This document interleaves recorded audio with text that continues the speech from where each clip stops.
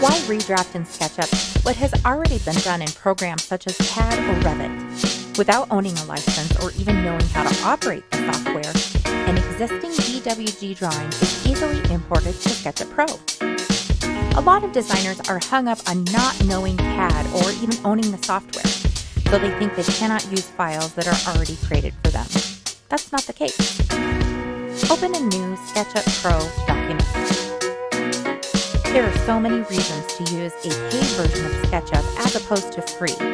But as a designer or architect, you are doing yourself a disservice by not using Pro for things like this, because only paid versions can import other drawing types. When importing a DWG file, we will keep the two-dimensional person in the model for now until after the import. There are two ways to import a CAD drawing.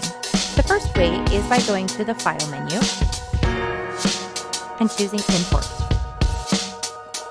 Navigate to where you saved that DWG file. Again, you do not have to own CAD software to have it on your computer, nor do you have to own it in order to import to SketchUp Pro. Click on the file and then choose Options.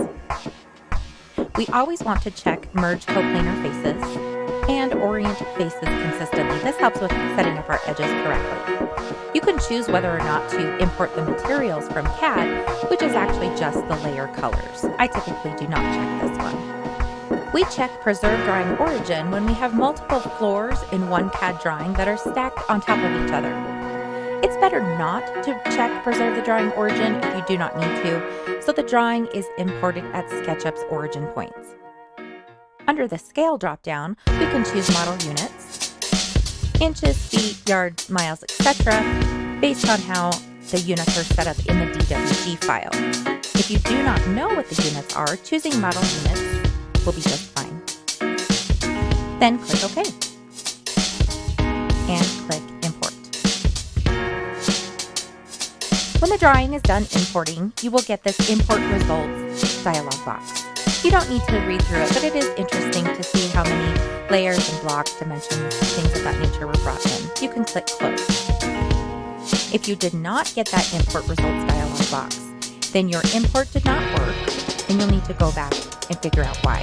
Sometimes the import does not work because your CAD drawing is a brand new version that SketchUp is not able to catch up with. And so then you'll want to save your CAD drawing down to an older version and then import. I will get into Top View and Zoom Expense. If you do not have the Views toolbar showing, I suggest having the Views toolbar as one of your main toolbars that you keep in the toolbar area. You can also find Top View by going to Camera, Standard Views, and choosing Top. Some things to notice about the drawing. Click on it once and check your entity info. Drawings are brought in as components, and you can see that the definition of them is the name that was given to the CAD drawing. Some edges will be missing, but that's okay because we are going to use this drawing as a reference. We are not going to get into edit mode and try to make faces from inside. We are going to draw on top.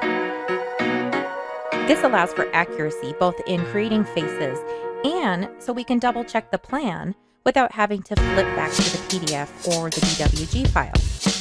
Let's look at the tags in SketchUp.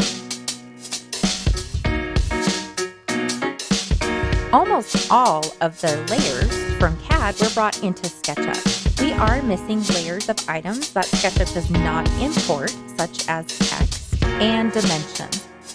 But there's no numbers associated with it. So SketchUp is not able to import CAD text, nor is it able to import numbers. The dashed lines for the built-ins are still showing. And the hatching is also not shown. In our DWG file, we had a layer called Wall Hatch, which is not showing here. Neither is the hatch, obviously. After we do our import, we can delete our two-dimensional person. You can right-click on her and choose Erase. Or I like to use my keyboard and just hit Delete. The first thing we need to do when we bring in a DWG file is to check the known measurement. I know that this entry door is 6 feet wide, so I will zoom in activate my tape measure tool with T, click on an endpoint, hover over the other side, and indeed it says it's 6 feet. Now I know that the rest of the measurements are good. I will right-click on the CAD drawing and choose Lock. We are going to be using this file to draw on top of, so we need to make sure that it's locked so we do not accidentally delete any edges. Now I will show you the second way to import any type of file to SketchUp. This is not just for DWGs, you can do this with image files and any other type of insertable content. Have a blank SketchUp file open, and open the folder to where you saved your DWG file. Click on the icon and simply drag it into your SketchUp model. That same import options box will pop up. It has saved our selections from previously, so we can just say OK. We get our import results box, say close. I am going to measure an opening, 6 feet to our opening here. 6 feet, looks great. I can delete my 2D person, and I'm ready to start using this as a reference. Now that you have imported the drawing reference so easily, we can begin building the structure both inside and outside. Our next video in the course shows how to import a photograph of a hand-sketched drawing to use as a reference if there's not a DWG file available. After that, we will pick up where we left off here.